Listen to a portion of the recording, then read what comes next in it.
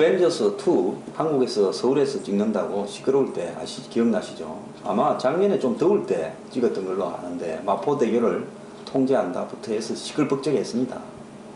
그래서 어벤져스 2 속에 대한민국이 굉장히 멋지게 나올 거라고 생각을 하고 많은 사람들이 기대를 했는데, 영화 보신 분들 대한민국이 멋진 데 나왔습니까?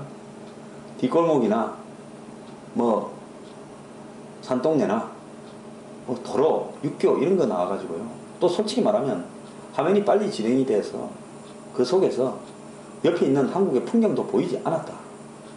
기껏 뭐 상암에 있는 뭐 어떤 방송국 사업 정도가 잠깐 노출됐다. 이런 정도로 이야기가 해서 사람들이 실망을 많이 했어요. 자, 이 프로도 효과라는 게 있습니다. 그게 뭔가 하면 반지의 제왕을 뉴질랜드에서 찍었는데, 그 오는 주인공 난쟁이가 프로도 아닙니까? 반지를 다 찾아서, 절대 반지를 찾아서 모험을 하는요. 근데 뉴질랜드가 영화, 피터 잭슨 감독 영화 반지의 제왕에 출연하고 난 뒤부터 관광객이 급증했다는 겁니다. 그 반지의 제왕에 나오는 지구상에 없을 듯한 어떤 판타스틱한 경치들이 뉴질랜드 그 남섬의 황량한 어떤 이 경치들이 보여지면서 한때 관광의 변방이던 뉴질랜드가 영화 촬영지로 또 관광지로 굉장히 히트를 치고 있습니다.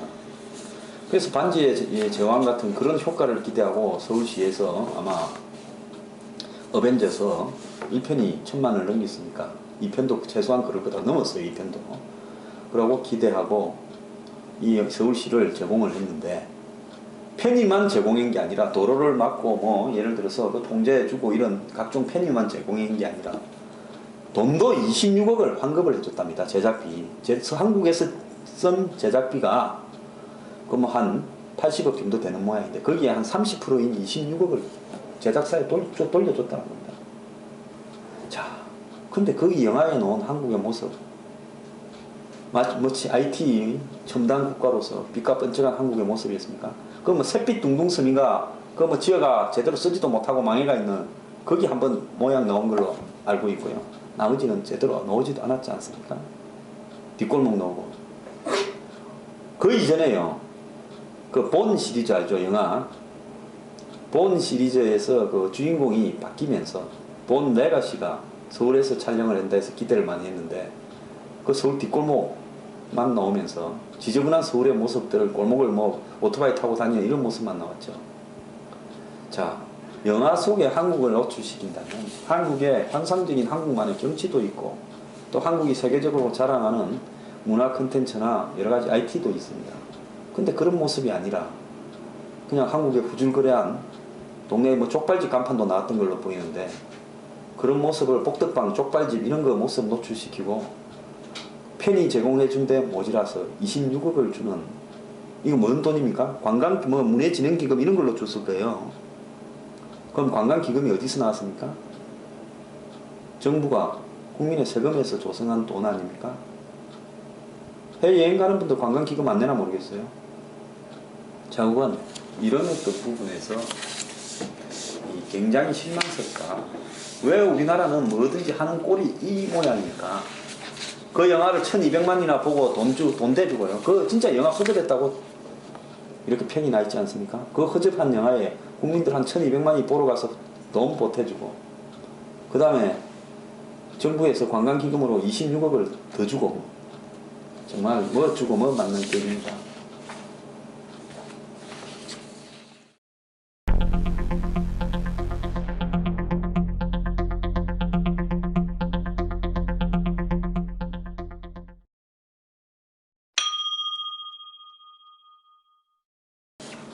자, 우리나라 4대강은요,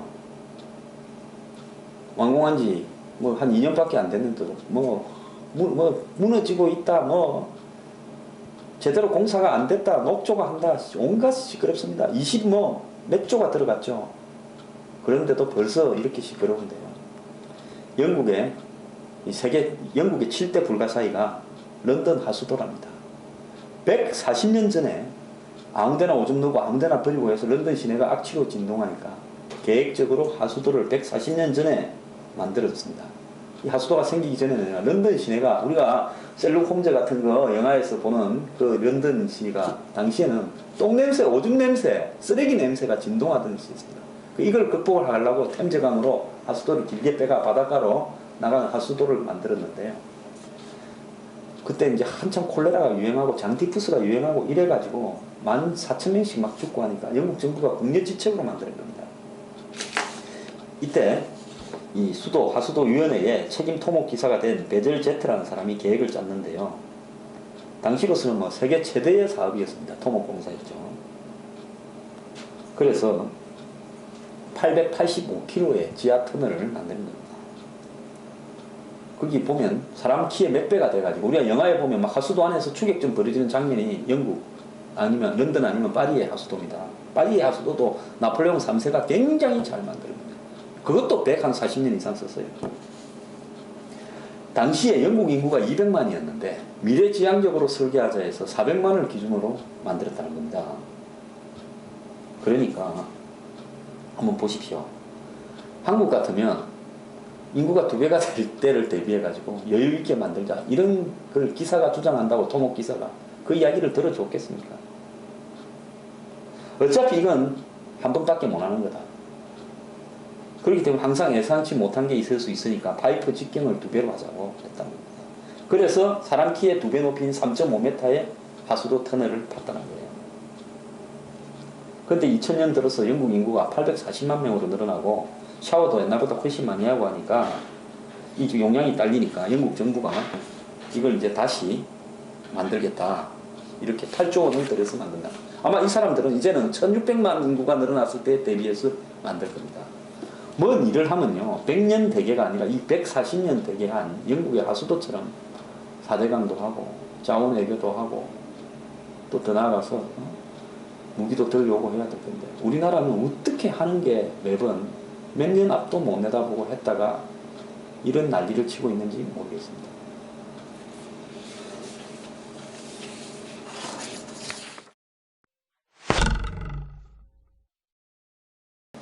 지금 뭐 미담이 또 사회적 논란으로 번지는 상황이 하나 있습니다.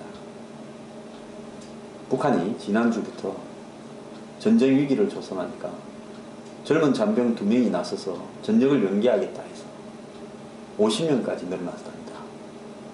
그리고 또 그 일이 있고 나니까 당일 25일 전에 이후에 뭐 또 그런 사람도 있고 해서 180명까지 늘어났대요. 근데 이제 SK그룹하고 뭐 동성그룹이라는 별로 크지 않은 회사입니다. 두 군데에서 이런 사람들을 채용을 하겠다. 이렇게 나왔습니다. SK에서 뭐 대부분 채용을 하겠다. 그래서 특히 위기가 한참일 때까지 전역 연기를 하겠다고 한 사람 50명을 이 사람은 국가를 위한 애국심 DNA가 있으니까 우리가 채용합니다.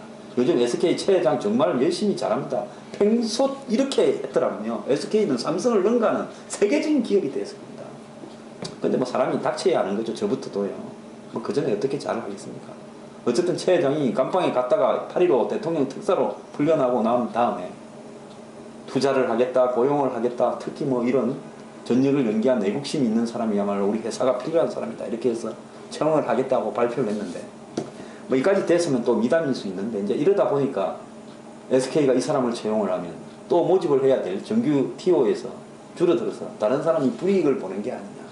이런 애국심을 가지고 뭐 충성으로 또 가지고 그걸 갖다 취직까지 연결하는 것은 문제 있는 게 아니냐. 최 회장이 깜빵에 갔다가 특사로 풀려나가고 대통령한테 잘 보이려고 이렇게 하는 거 아니냐. 또 이런 이야기까지도 오고 있습니다. 그러니까 앞에까지는 미담이었습니다. 근데 미담이 이제 구질구질해지고 있어요. 참 한국 사회에 살아가기 어렵습니다. 저도 처음에는 이거 미담이다 생각했는데 이렇게 또 해야 되니까 또 대다수는 취직을 못하는 아까 말한 젊은 청춘들 아닙니까? 흑수저들. 그 흑수저들이 아니 애국심을 가지고 이렇게 취직 자리까지 바꾸는 것이 옳으냐? 또 그 기업에 순수성이 있느냐? 이제 이렇게까지 나옵니다. 자, 저는 뭐 그 정도 애국심을 전쟁 위기에서 전역을 안 하겠다. 정말 전쟁이 날 거라고 생각하는 그 시점에 그렇게 이야기한 병사들요. 이런 사람들은 SK에서 취직을 시켜주든 안 시켜주든 이런 정도의 정신을 가진 사람은 세상을 잘 어디 가든지 성공합니다. 벌레 충자로 요즘 뭐 무슨 충 이러는데 젊은 사람들은 이런 사람 말이에요. 그야말로 충성 충자입니다. 제대로 된 젊은이죠. 또 혹자는 요즘에 있는 이런 애국심들을요. 20대가 이번에 인터넷에서도 북한에 대해서 전부 그냥 애국 풍복 달여놨다. 다시 들어가게 싸우겠다. 저 친구들 이번에 혼을 내야 된다. 뭐 전력을 연기하겠다. 잘 싸우라. 이렇게 한 것이 역대 북한의 위기 때와는 다른 모습이었다는 거 아닙니까? 그런데 이런 모습을 또 이렇게 평가하는 사회 분석학자도 있습니다. 청춘들이 미래를 잃고 희망을 상실하다 보니까 공격 성향적으로 되어가지고 극우화되는 쪽으로 자신의 억눌린 것을 발표를 해서 발현을 해서 그래서 이번에 전력 연기 젊은 사람들의 충성, 국가에 대한 충성이 나타납니다. 저는요, 이 배운 사람들, 배운 놈이라고 하겠습니다. 식자 우환이라고 하는데 배운 걸 가지고 그렇게 써먹으면 안 됩니다. 어디에서 어떤 생각에서 그렇게 나왔든 어쨌든 그동안에 북한에 대한 환상을 심어져 왔던 우리 사회의 지식인, 좌파 진영, 진보 진영이라는 사람들의 논리가 젊은 사람들이 이념에 휩쓸리지 않고 30, 40, 50대는 이념에 휩쓸려서 안 돼요. 객관적으로 바라봤을 때 저놈들이 회도 넘어간다고 생각해서 나타난 현상 아니겠습니까? 그래서 미담은 미담대로 점잖게 모든 논란을 마무리 지었으면 좋겠습니다.